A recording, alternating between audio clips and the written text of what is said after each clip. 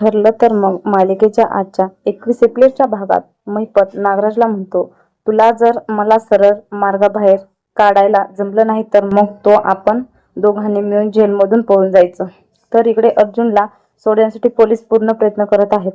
साक्षीदाराने police स्टेशनमध्ये येऊन एका संशयित व्यक्तीचं वर्णन केलं आहे आणि त्याप्रमाणेच स्केच आर्टिस्ट त्या व्यक्तीने स्केच बनवला आहे आणि पोलिसांसमोर असं समोर आला आहे, शांताबाई हल्ला करणारा व्यक्ती संतोष लांडगे आहे.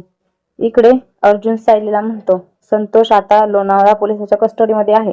सायली म्हणते, तिथे अशी एखादी व्यक्ती जायला हवी जी गेल्याने प्रियाला संशय येणार नाही. चैतन्य म्हणतो, पण त्या जेलमध्ये जाणारी व्यक्ती हुशार असायला हवी, धाडशी, जबाबदारी असायला हवी. सायली म्हणते, तुम्ही वर्णन करताय अशी एक व्यक्ती आमच्या तिघांच्या ओळखीची आहे.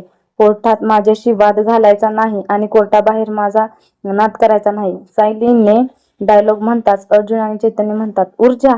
तर आता ऊर्जा जेलमध्ये जाऊन प्रिया विरोधात पुरावे मिळू शकेल का, हे आपल्याला येणाऱ्या भागामध्ये पाहायला मिळणार आहे. मालिकेचे असेच डेली अपडेट पाहण्यासाठी व्हिडिओला लाईक करा, शेअर करा आणि सबस्क्राईब करा.